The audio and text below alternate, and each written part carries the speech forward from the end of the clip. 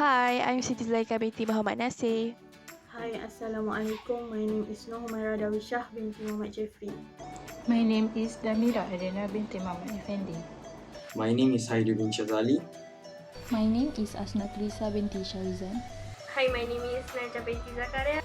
Hi, my name is Nurul Fatin Alila Binti Herman.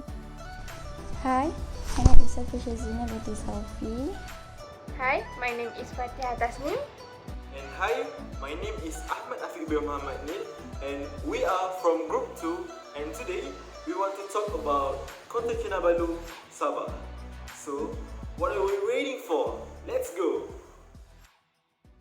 Okay, before we go through deeply into our main topic today, so let me share to all of you about the introduction of the place that we all chose, which is KOTA KINABALU, that located at Sabah. Sabah is well known as the land below the wind, or in Malay it's called as Negeri di Bawah Bayu. It's located in the northern part of Borneo, surrounded by the South China Sea on its western coast and the Sulus and Celebes Sea on its eastern coast. Okay, so Sabah is well known as the land below the wind because it is located just south of the typhoon's prone region, which means that they are safe from typhoons. KOTA KINABALU, also referred as KK or its previous name Sultan, is the capital city of Sabah. It is one of the most populous cities in Malaysia with a population of 600,000 people. The city provides spectacular views of Crocker Range, where Mount Kinabalu is the highest peak. Today, with many western shops inside, you can find new shopping mall. Centrepoint Sabah and One Borneo are the two most popular ones there, where you can shop until you fall. So I think that's all for the short introduction about KOTA KINABALU and Sabah. Unique selling point. The first one is Mount Kinabalu, the mountain called Kinabalu by the Kadazan Dusun people. Kadazan Dusun people is the largest ethnic group in Sabah, and they believe that the mountain is the sacred resting ground of the spirit of their ancestors. Next, Mount Kinabalu is the most dramatic feature in Sabah and the tallest peak between the High Himalayas and the New Guinea. Last but not least, Mount Kinabalu exerts a magical quality that is both indescribable and unbelievable. Next, Cowboy Town Tuaran. Cowboy Town Tuaran count as one of the best things to do in Tuaran. It is certain to teletransport you to Texas. With cowboy vibes and delightful activities, this attraction is a great place to spend an entire day out. You will be spoiled with interesting activities and places such as the Sandalbar Beach, the Mangrove Park, Sandal Leisure Rides, Bamboo and Lotut, Cowboy Lodges, and the fabulous Fireflies Cruise and a fantastic horse riding experience. The third one is North Borneo Railway. The North Borneo Railway provides nostalgia loving. It gives tourists the opportunity to experience half-day outing in a retro-style railway carriage pulled by a classic British-made Vulcan steam locomotive. This tour, which are operated by Sutera Harbour Resort, only run twice a week and include a continental breakfast and a tiffin colonial-style lunch. The staff on board the train will wear colonial-era pith helmet, Empire Boulder shorts, and long white socks. Borneo End House. Borneo End House is Malaysia's first underground gallery located in Tuaran. The main attraction is divided into 3 rooms. The walls are filled with crawling ants. Each and every ant replica is not molded and decorated with handmade sculptures. There are 463 ant replicas inside. The second gallery is filled with the culture from 4 ethnic groups, which is Bajau, Dusun Lotut, Iban, and Bidayu. 4 Bajau and Dusun Lotut make up the majority of population in Tuaran, while Iban and Bidayu makes up the biggest ethnic group in Sarawak. Next, the Sword Gallery shows the history of Borneo, as they were once known as headhunters. The swords are symbols of great power from different ethnic groups of Malaysian Borneo. Apart from the main attraction, visitors can enjoy a canopy walk, visit a modern tree house, and have a meal at the cafeteria, or stop by the souvenir shop for handmade local handicrafts.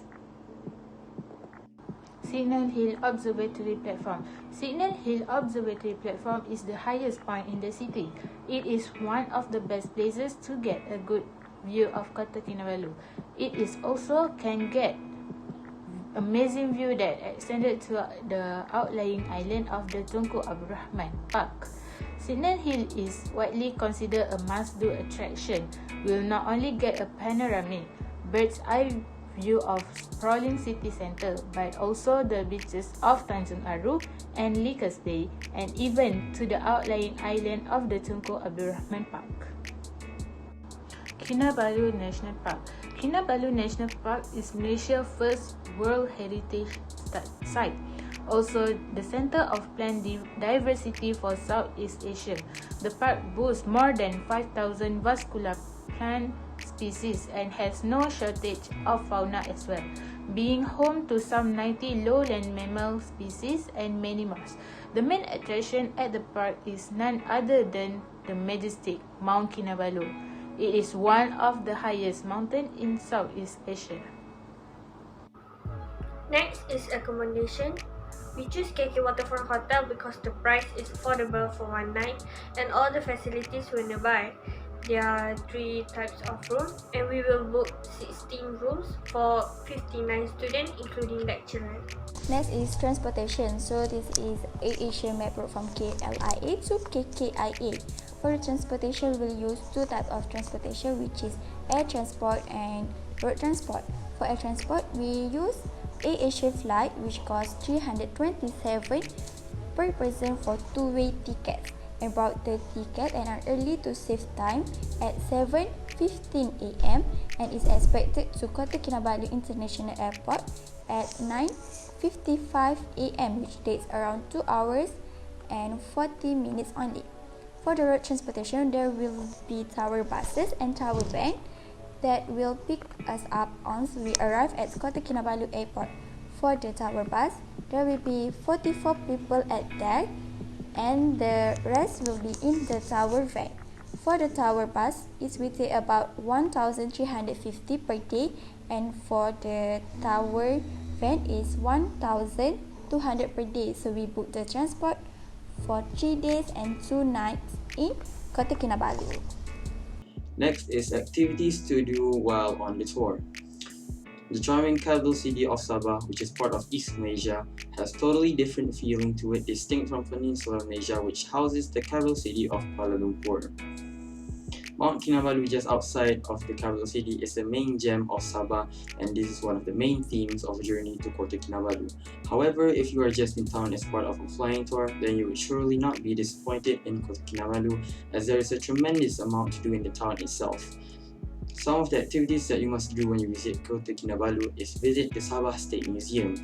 If you would like to read more about the history of Kota Kinabalu and Sabah in general, then you should make your way to the Sabah State Museum, where 3 floors of memorabilia are housed at Jalan Kebajikan of Jalan Penampang, opposite the Secretariat Building. In 1965, the museum opened in a rented shop on Gaya Road, Kota Kinabalu. Since 1984, it has been available to the public, and E.J. Berwick was the museum's first curator. It came under the jurisdiction of the Ministry of Community Welfare in 1981, followed by the Ministry of Culture, Youth and Sports in 1982. Other than that is going shopping at the handicraft market of Kota Kinabalu.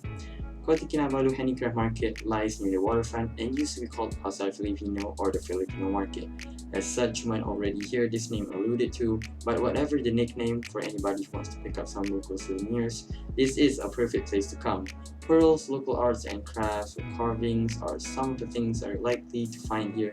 Typical souvenir items such as t-shirts and hats are also available, and negotiating is common procedure if you wish to prevent overpayment.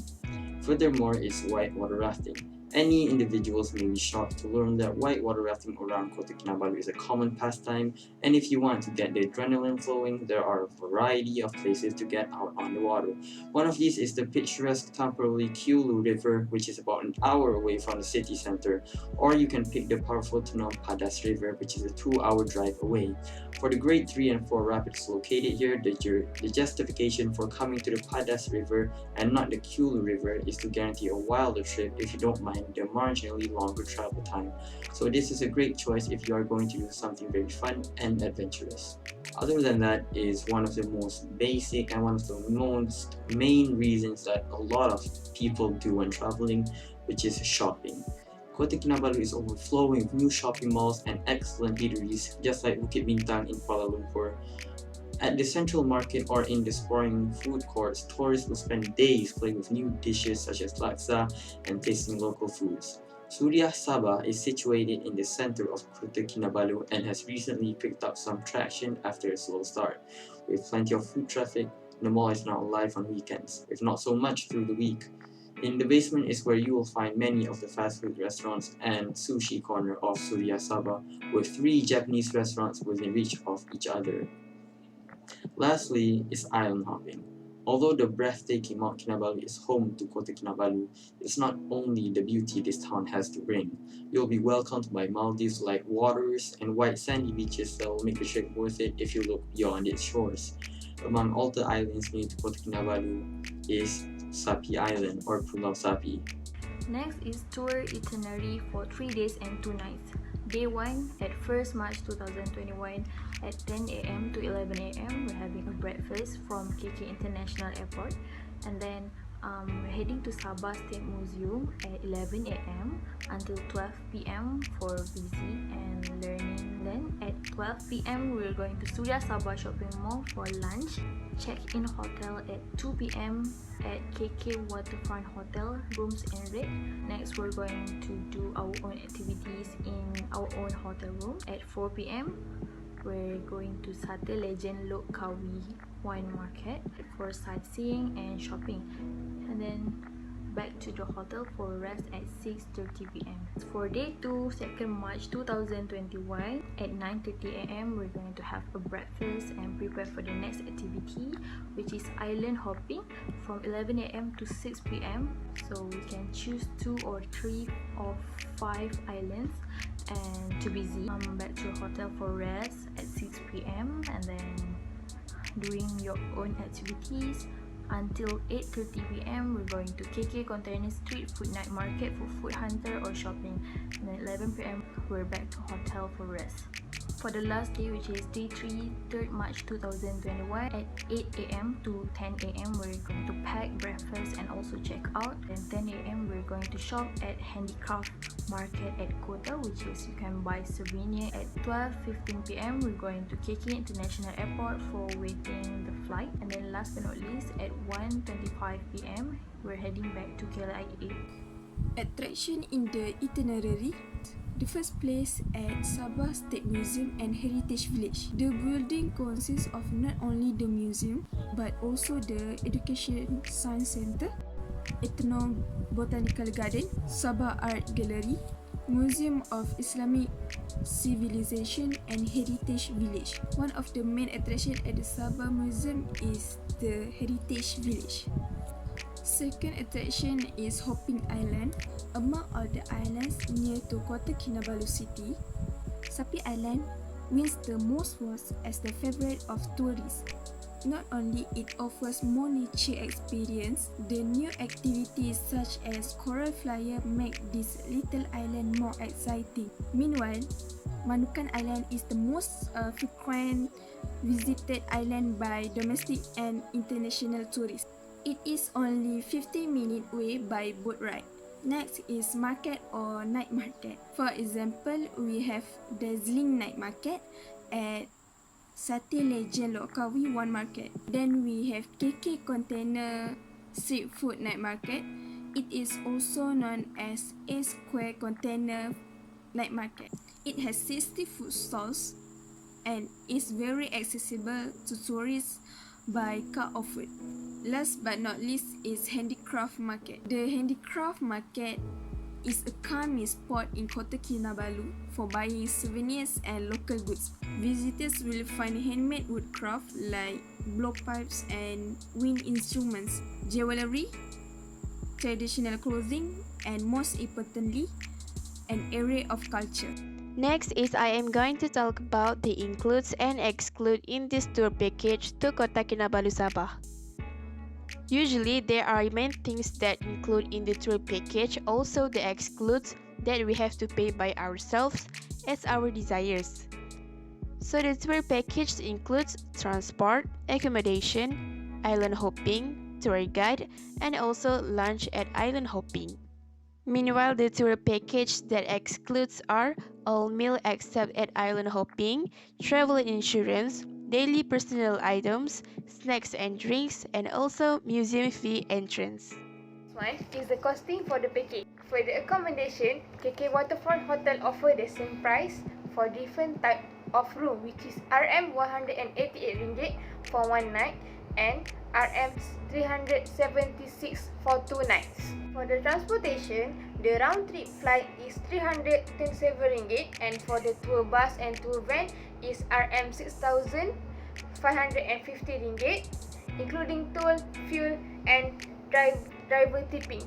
Lastly, the additional fee is including the island hopping, include lunch meal, tour guide, and also emergency fee. Total for student that they need to pay is RM623 and for Miss Fina is RM908. Total for 59 pack is RM36,998. Finally, a visit to Sabah lets students develop their expertise in preparation. As a travel and tour agency people, the right preparation of an itinerary for a better journey experience is one of the requirements. Students may also learn how to deal with things or issues along the journey. This trip will also help students develop listening skills when they need to connect with the responsible person through messenger or face-to-face, which are part of the journey.